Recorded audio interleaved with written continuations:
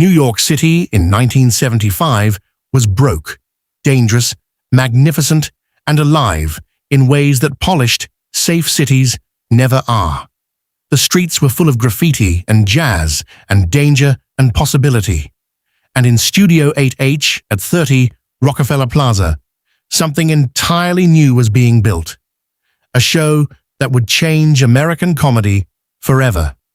A show that had no business working, staffed by people too young and too fearless to know what they were risking. Saturday Night Live. Lorne Michaels, the Canadian producer who had dreamed this impossible thing into existence, assembled a cast he called the Not Ready for Prime Time Players. They were a revelation, each of them brilliant in their own right. But John Belushi, John was something else, something that defied categorization. He was physically unlike anyone who had ever been on television. Heavyset, dark, intense, capable of a stillness that could suddenly erupt into pure physical chaos. When John Belushi wanted to be a samurai warrior in a Japanese restaurant, he was a samurai warrior in a Japanese restaurant. When he wanted to be a Greek short-order cook, screaming cheeseburger, cheeseburger, no Pepsi, Coke, he committed to that absurdity with the passion of a man playing Hamlet. The audiences lost their minds every week, reliably, beautifully.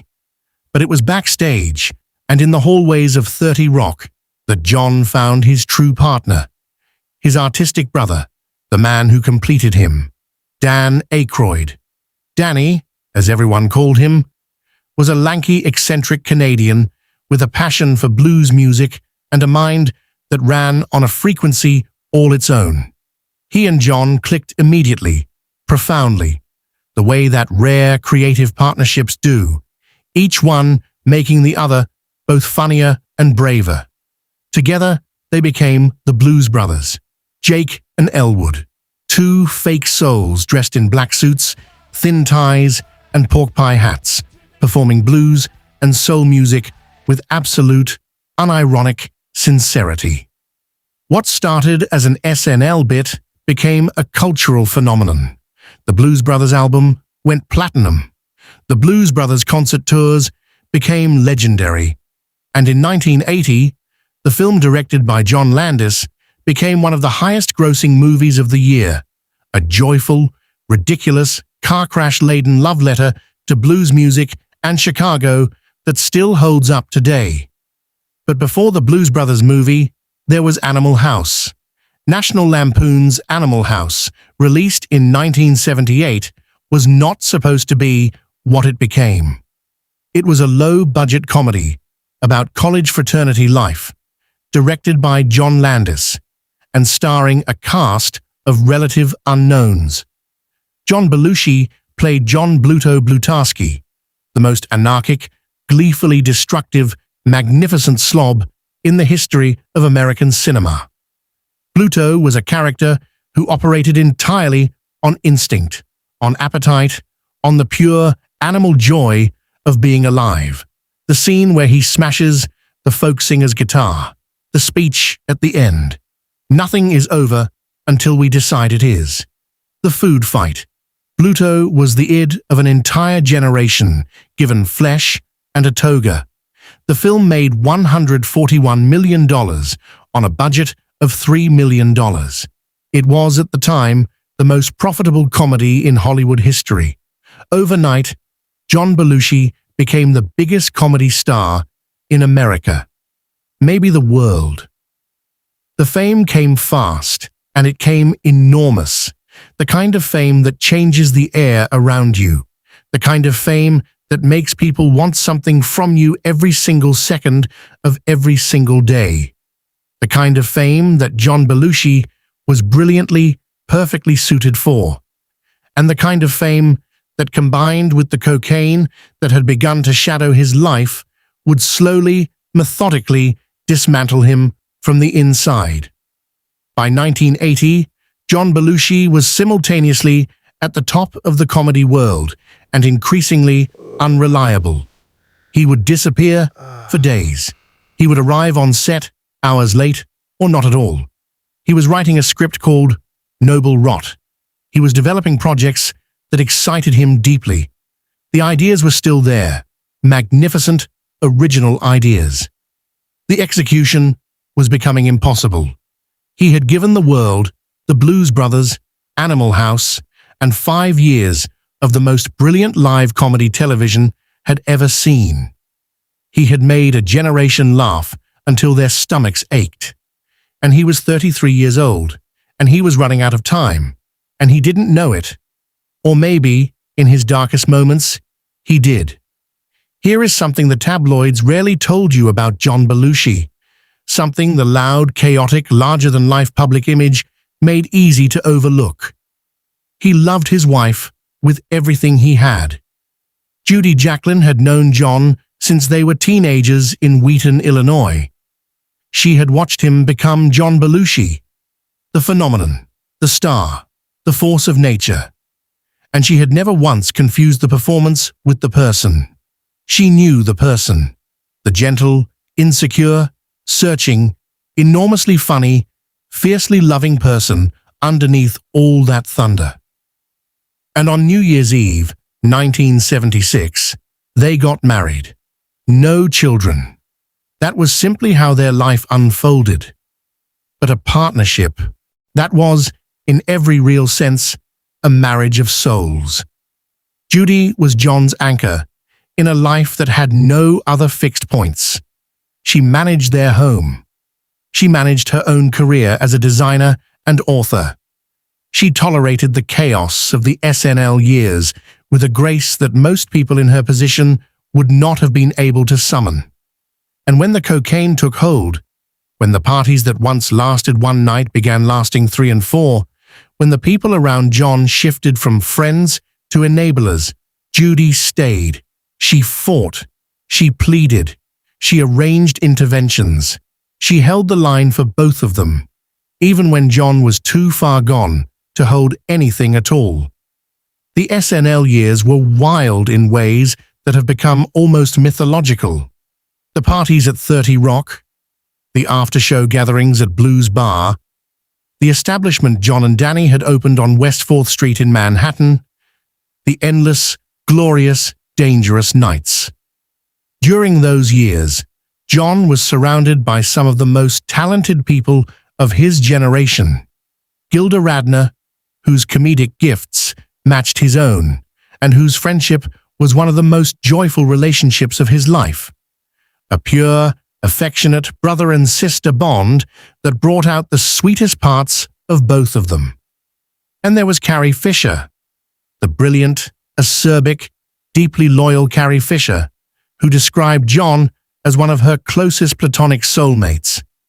Carrie, who would battle her own addiction demons for decades, understood something about John that others couldn't quite articulate, that the drugs weren't recreation. They were medicine for something that had no diagnosis.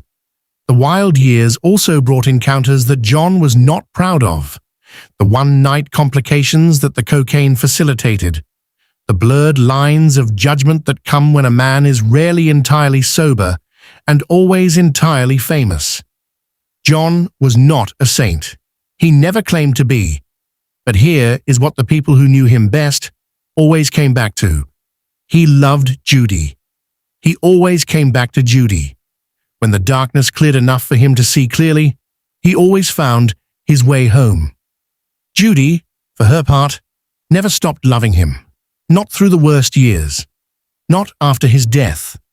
Her memoir, Samurai Widow, published in 1990, is one of the most extraordinary books ever written by someone left behind by addiction. It is not a book of blame. It is not a book of victimhood. It is a book of love, fierce, complicated, grieving love from a woman who refused to let the darkness be the only story told about her husband. She was also the primary force behind the 2020 Showtime documentary Belushi. Working with director R.J. Cutler, Judy ensured that the film used John's own voice, recordings he had made with biographer Judith Jacklin years before, so that the man could speak for himself. The result was devastating and beautiful and completely, heartbreakingly real. Judy Belushi Pisano remarried in the years after John's death. She married landscape designer Victor Pisano, though that marriage eventually ended in divorce. She kept John's name. She kept his story. She kept fighting for the full picture of who he had been. In July of 2024, just 2 years ago, Judy Belushi Pisano passed away at the age of 73 after a battle with cancer. The world grieved quietly. People magazine ran a tribute. Jim Belushi posted a heartfelt remembrance. And somewhere, you have to believe, 2 kids from Wheaton, Illinois, were reunited. She had spent 42 years after his death, making sure the world remembered the man she married, not just the legend it had built in his absence. That is its own kind of love story. That is, perhaps, the truest love story of them all. By 1981, the people who loved John Belushi most were afraid. Not the kind of afraid that you can put into words easily at a dinner table. The kind of afraid that wakes you up at 3 a.m. and sits on your chest. The kind of afraid that makes you pick up the phone to check if someone is still alive, and then feel terrible relief when they answer, and then feel the fear begin to gather again, almost immediately, because you know that relief is only temporary. John had been using cocaine heavily since the mid-1970s. In Hollywood of that era, cocaine was not a secret. It was practically a currency. It was at every party, on every film set, in every green room and dressing room and limousine. The line between recreational and dependent was one that many people crossed without quite noticing when it happened. John crossed it somewhere around 1977, and by 1980, heroin had entered the picture. The speedball, cocaine and heroin together, gave a high that users described as transcendent. It was also, as the coroner's report on John Belushi would confirm, capable of stopping a human heart without any warning whatsoever. Friends tried. Judy tried constantly. Dan Aykroyd tried. Lorne Michaels had difficult conversations. John's manager, Bernie Brillstein, tried. Jim Belushi, younger brother and fellow performer, watched his older brother with a grief that had nowhere to go. Interventions were staged. Promises were made. There were periods of relative sobriety, weeks, once or twice, months, when John seemed to step back from the edge and remember who he was, and what he had, and what was worth protecting. And then the pull would come back. Here is something that Bob Woodward documented in Wired, and that Judy pushed back on fiercely in Samurai Widow, and that the 2020 Showtime documentary tried to complicate with compassion. John Belushi was not simply a man who chose drugs over everything else. He was a man who was in profound pain in ways that the comedy obscured. The pressure of being the funniest person in any room, the expectation that had followed him since childhood, since Wheaton, since Second City, was not a small thing. The loneliness of fame, which is real and specific, and unlike any other kind of loneliness, was not a small thing. The cocaine initially made both of those things manageable, and then, over time, the cocaine became the thing itself, the only thing that made the weight bearable. And then finally, the thing that was crushing him. He knew. In his more lucid moments, John Belushi knew what he was doing to himself. The Final 24 documentary about his last day, which has been watched by millions on YouTube, passed from viewer to viewer like a warning or a prayer, captures testimony from people who heard him say it, that he knew he was on a bad path, that he knew others had walked it and hadn't come back. Jimi Hendrix, Janis Joplin, Jim Morrison. He wasn't naive. He wasn't oblivious. He was trapped in the particular hell of addiction, which is knowing exactly what is happening to you and being unable to stop it through sheer force of will. No matter how intelligent you are, no matter how much you love the people waiting for you at home. His physical decline in those final months was visible to anyone who knew how to look. The weight changes. The voice that had once carried a room with ease becoming rougher, more fragile. The skin. The eyes. The way he moved through spaces as if he was carrying something heavy inside him that no one else could see. He checked into the Chateau Marmont on February 28, 1982, ostensibly to write Noble Rot, the screenplay he was developing with director Don Novello. He had meetings scheduled. He had plans. In the weeks and days before March 5th, those meetings kept getting postponed, rescheduled, forgotten. The bungalow had become its own world, a sealed world with its own gravity, pulling everything toward the center and letting nothing out. Kathy Smith had access to that sealed world. She was there. She brought what he asked for, and she administered it herself. And on the night of March 4th, bleeding into the morning of March 5th, the combination finally did what the human body can only endure so many times before it cannot endure it anymore.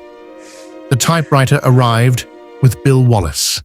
The screenplay remained unwritten, and the most alive person in any room he'd ever entered, the boy who drummed in a rock band and captained a football team and made his whole suburb stop and pay attention, lay still.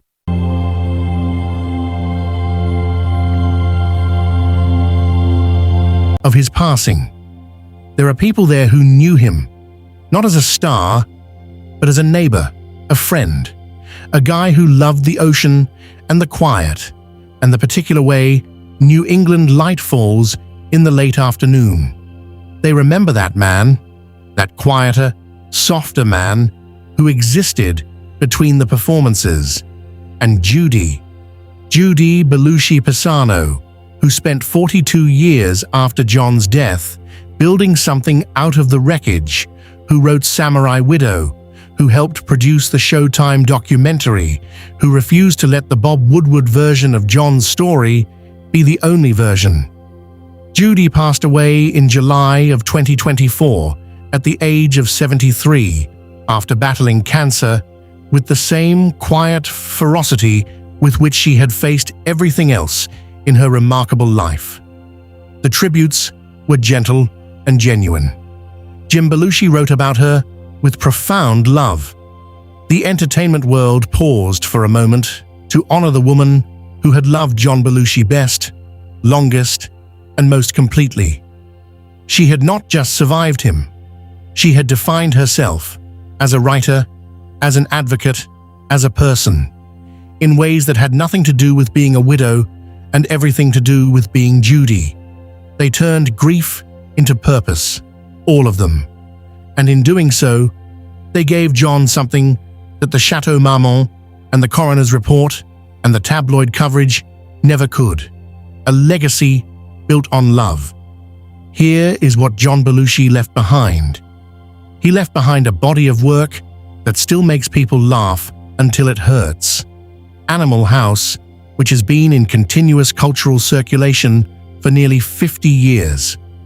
The Blues Brothers, which introduced a generation of white suburban kids to the music of Ray Charles, Aretha Franklin, James Brown, and Cab Calloway. The SNL years, which live in clip compilations and film studies courses, and the memories of anyone who was young and alive and watching television on a Saturday night in the late 1970s. He left behind a template for a kind of physical, total, fully committed comedy that influenced Chris Farley so deeply that the parallels are almost too painful to examine.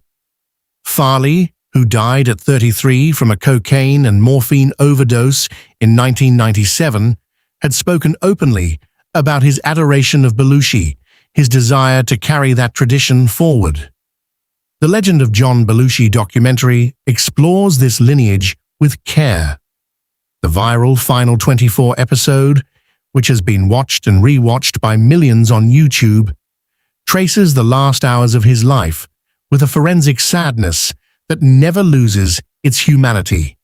He left behind a warning, not a comfortable warning, not a neat, moralizing cautionary tale, but the specific, complicated warning of a specific, complicated human being who had everything and could not stop the thing that was taking it away. That warning matters. It has always mattered. It continues to matter in 2026 as opioid and stimulant addiction continues to claim brilliant, loved, irreplaceable people at rates that should break our collective heart. Genius and addiction walked hand in hand through John Belushi's life. They do not always walk together. That is a myth that we must be careful about perpetuating. Most creative people are not addicts. Most addicts are not geniuses. But when the two do converge, the result can be extraordinary and devastating in equal measure. And the lesson is never that the addiction was the price of the genius. The lesson is that the genius deserved better. The person deserved better. John Adam Belushi, January 24th, 1949 to March 5th, 1982. 33 years, 40 days, and a laugh that the world has never quite been able to replace. If John Belushi's story touched you, if it made you laugh and ache in the same breath, then we want you to do two things right now. First, go hug someone you love. Call them if they're far away. Text them if you're the kind of person who finds the words easier that way. Tell them they matter. Tell them you're glad they're here. Don't wait. Don't assume they know. Say it. Second, if you or someone you know is struggling with addiction, if you recognize any part of John's story in someone you love or in yourself, please reach out for help today. The Substance Abuse and Mental Health Services Administration helpline is available 24 hours a day, 7 days a week. The number is on your screen right now. You are not alone. Help is real. Recovery is real. And your story is not over. Here at Timeless Voices, we tell these stories because we believe that the lives of the people who made us feel something, the ones who made us laugh, who made us see the world differently, who burned bright and sometimes burned out, deserve more than a Wikipedia page. They deserve to be remembered fully. The joy and the pain, the brilliance and the cost, the human being beneath the legend. John Belushi was more than a quote. He was more than a Halloween costume, or an impression, or a clip that loops on YouTube. He was a son, a husband, a brother, a friend, a performer of almost supernatural gifts, and a man in pain.